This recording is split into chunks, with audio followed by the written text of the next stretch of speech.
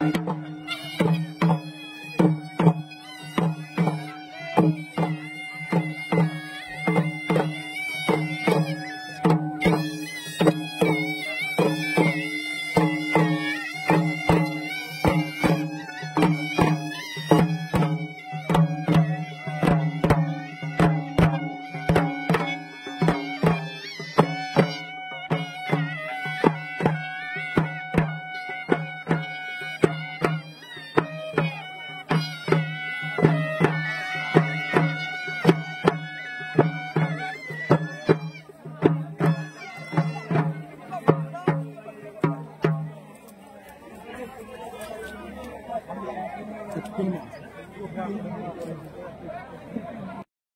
ठिकाणी दत्तात्रेय महादेव फाळके,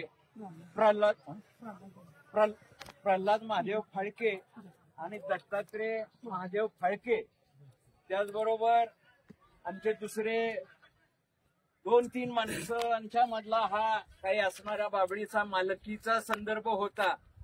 त्या निमित्तानं आम्ही या ठिकाणी आज दोन्ही फाळके कंपनीने आम्हाला या ठिकाणी बाबळ न्या म्हणून मोठ्या दिलदारपणानं सांगितलं। थोडासा त्याच्यामध्ये राजू शेठ आहे का तिथं जी त्या ठिकाणी सांगितल्याच्या नंतर आमचा अख्खा गाव आज या ठिकाणी उपस्थित झालेला आहे। खरं तर मी या फाळके कंपनीचं मनापासून असं कौतुक करतो, त्यांना धन्यवाद देतो की आमच्या या बावधनच्या बगाडाच्या रथासाठी वाघाचं लाकूड हे दुर्मिळ लाकूड कुठेही गेलं तर भेटत नाही। आम्ही बरेच दिवस झालं हे लाकडाचा शोध घेत आहोत, परंतु लाकूड कुठेही आम्हाला मिळालं नाही।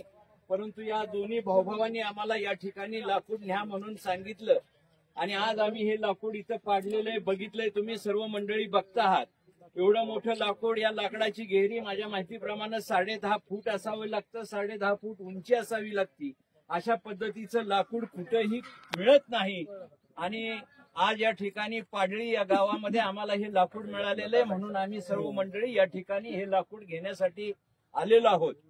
खरं तर लाकूड घ्यायला आले त्या गावचे जावई विनोद फाळके आणि त्यांचे सर्व सहकारी, या गावचे सरपंच, उपसरपंच, या गावातील प्रतिष्ठित नागरिकांनी असं आम्हाला सांगितलं की मित्रांनो, तुम्ही आमच्या गावामध्ये लाकूड नेण्यासाठी येणार आहात, आम्ही तुम्हाला जेवणाचा चांगला प्रोग्राम करणार आहोत। आम्ही त्यांना म्हटलं की आम्हाला साधं जेवण दिलं तरी चालेल, नाही दिलं तरी चालेल, पण या गावाचं वैशिष्ट्य खऱ्या अर्थानं त्यांनी आम्हाला या ठिकाणी चांगल्या पद्धतीचं जेवण देणार आहोत असं आदल्या दिवशी कालच आम्हाला सांगितलं। त्या पद्धतीनं या ठिकाणी त्यांनी मंडप घालून श्रीखंड, पुरी, भाजी, मसाले भात, वरण वगैरे सगळं एकदम छान पैकी आम्हाला या ठिकाणी त्यांनी जेवणाची व्यवस्था केली। त्याबद्दल मी या गावाचं मनापासून असं कौतुक करतो। खरं तर आम्ही ज्या गावामध्ये लाकूड आणायला जातो त्या ठिकाणी आम्हाला सर्वच मंडळी जेवण देत असतात, परंतु या पाडळी गावानं आम्हाला अतिशय चांगलं असं सुंदर जेवण या ठिकाणी दिलेलं आहे। आणि त्याच्यामध्ये महत्वाची गोष्ट, खरं तर त्यांनी आज आम्हाला गावातील आलेल्या प्रमुख मंडळींना 300 टोपे आणि 300 टावेल देखील देण्यासाठी ही मंडळी घेऊन आलेली आहे। खरं ह्या ठिकाणी मनापासून मी त्यांचं कौतुक करतो। मित्रांनो, आपण आपल्या लग्नामध्ये गेलं तरी 5-6 टोप्या, 5-6 टावेल आणि नारळ दिला जातो, अशा पद्धतीचं चित्र आपण सगळीकडे पाहत असतो।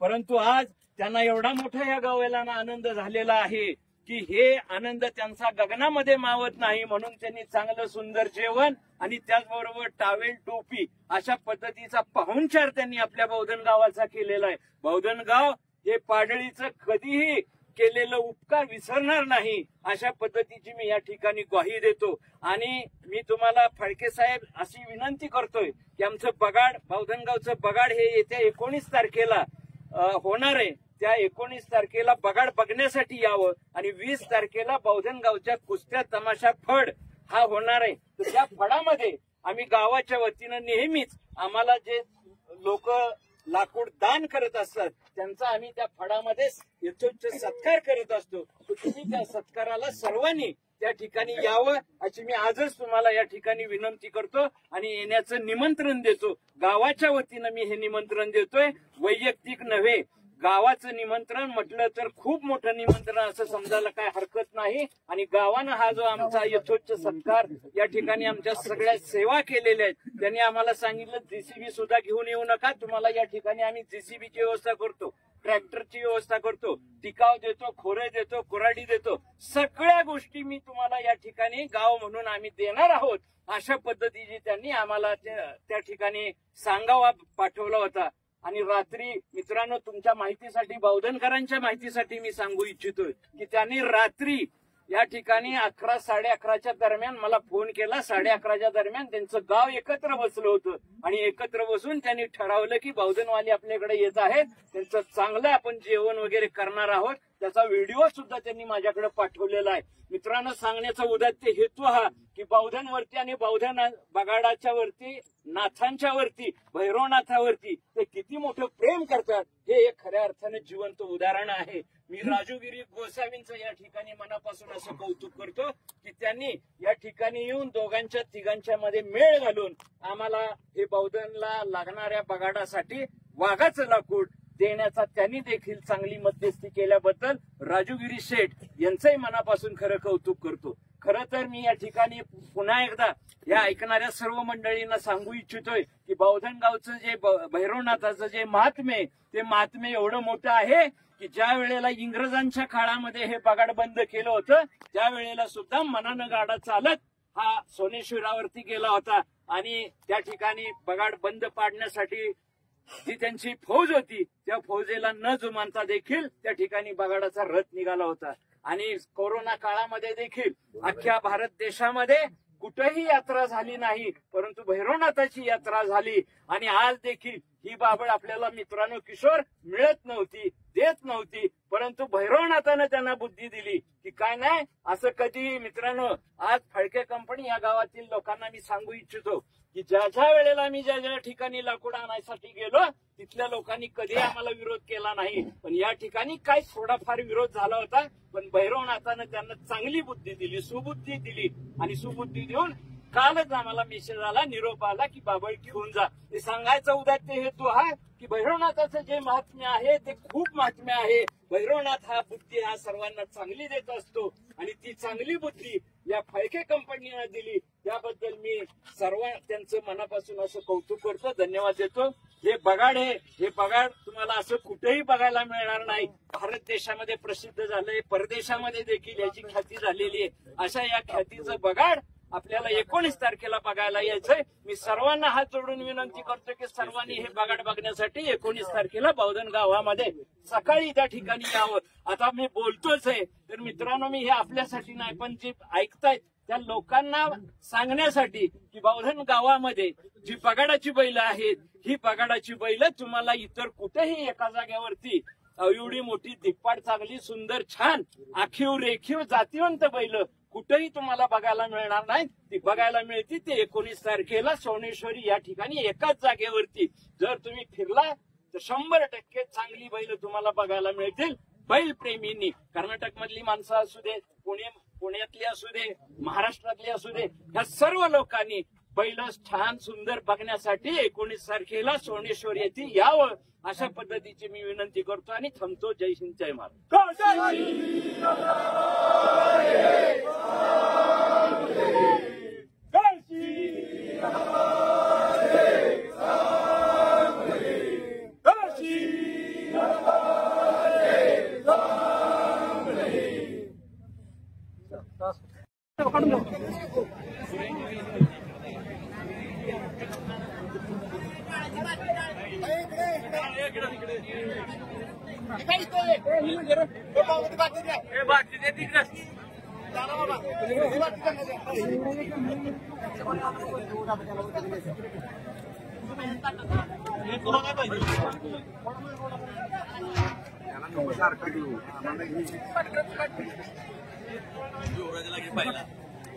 हे यार गट पास झाला, काय झालं फायनल मध्ये? हो बघा, नुसतं ही करू नका. होय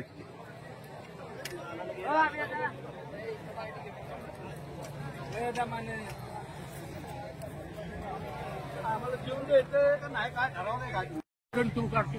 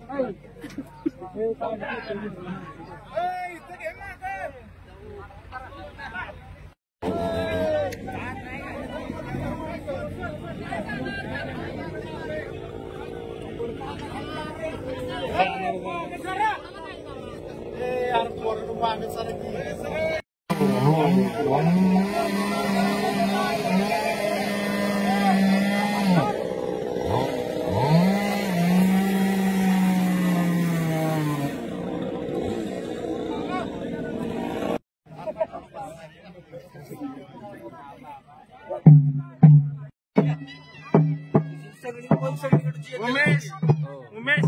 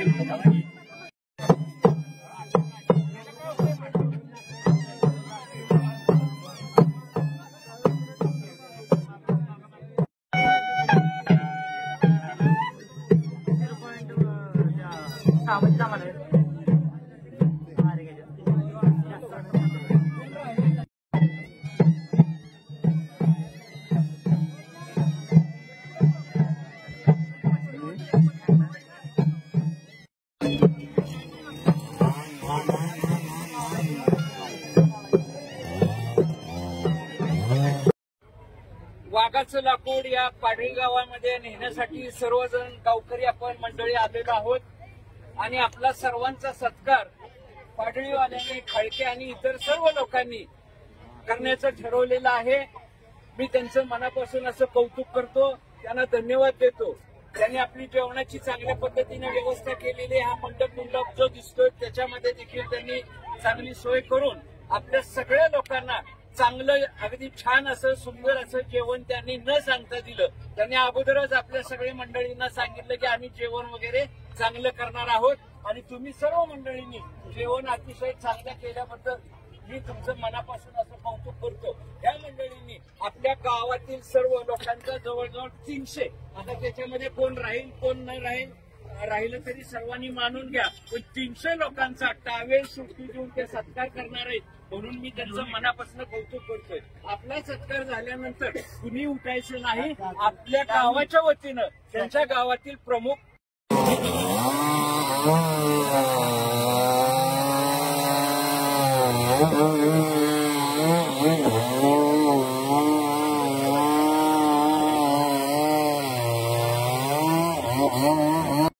किसन आनंदराव गाडगे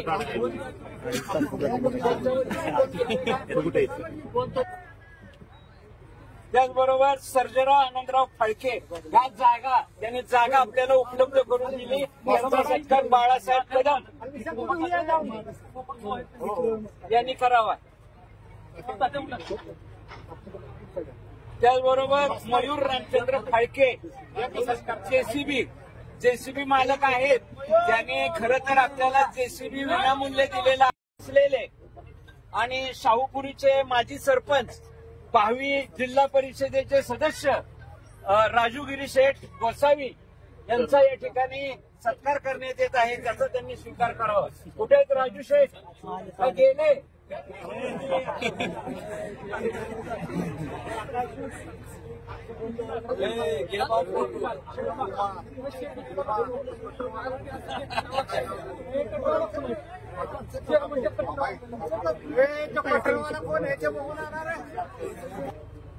जेसीबीचा झाला.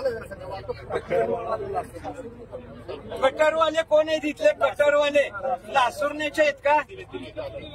ती कायमस्वरूपी राहणार आहे आणि इथून पुढे सुद्धा राहावी अशी मी भैरवनाथ चरणी प्रार्थना करतो. तुम्ही त्याला करताय. खरं तर आम्ही एक या निमित्तानं हे ऐका ना मित्रांनो, या निमित्तानं एक अशी विनंती करतोय की आमच्या गावामध्ये सर्व लोकांना माहिती असलं पाहिजे. आमच्या गावामध्ये जरी आम्ही ही झाडं आमच्या देवासाठी तोडत असलो तरी देखील आम्ही आमच्या दसपटीनं ती झाडं आम्ही लावण्याचा कायमस्वरूपी प्रयत्न करत असतो. ही वृक्षतोड झाली म्हणून नुकसान होत नाही, तर आम्ही ती झाडं त्याच पद्धतीने लावत असतो. विक्रम पिसाळ पाठीमागं कुठे गेला होता तुम्ही? गुजरातला. गुजरातवरनं त्यांनी 300 बाबळीची झाडं घेऊन आली होती आणि 300 झाडं आम्ही आमच्या बावधन गावाच्या परिसरामध्ये लावलेली आहेत. ती जोपासली देखील आहेत. त्यामुळे पर्यावरणाचा काय मतलब याच्याशी येत नाही. जर कोण म्हणत असेल की झाडे तोडून पर्यावरण नष्ट करतायत तर मी त्या मंडळींना एक हात जोडून विनंती करतोय, पर्यावरण जरी आम्ही एखादं झाड तोडत असेल पण आम्ही 10 झाडं ही दरवर्षी लावत असतो. देवस्थान ट्रस्टचे अध्यक्ष आमचे अजितप्पा पिसाळ आणि उपाध्यक्ष वहिवाटदार चंद्रकांत भोसले या दोघांचा सत्कार करावा आणि बाकीच्यांनी जाग्यावर बसून सगळ्यांचा सत्कार करण्यात येईल त्याचा त्यांनी स्वीकार आनंदाने करावा.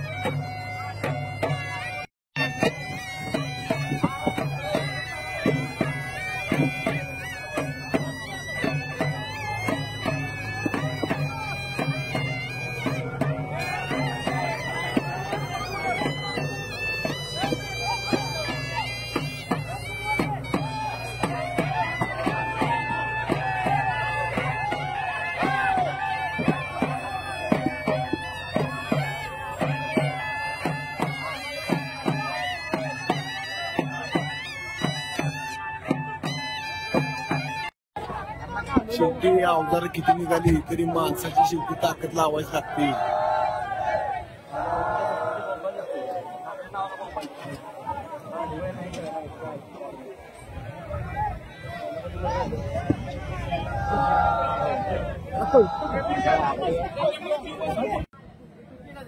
नमस्कार.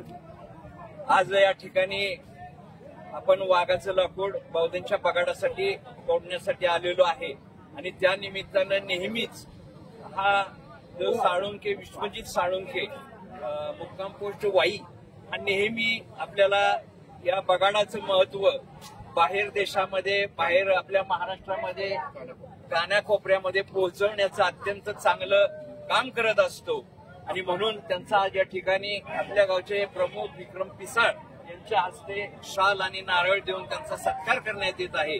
या ठिकाणी मी जाणीवपूर्वक त्यांचं असं कौतुक करतो. मी सकाळी त्यांना 10 वाजता फोन केला की असं आम्ही वाघाचं लाकूड तोडायला पाडळीमध्ये या गावामध्ये येत आहोत तर त्या ठिकाणी तुम्ही यावं. त्यांना ताबडतोब होकार दिला आणि या ठिकाणी बाईट घेण्याकरता ते हजर झाले, म्हणून गावाच्या वतीने त्यांचा मी मनापासून असा सत्कार करतो. धन्यवाद.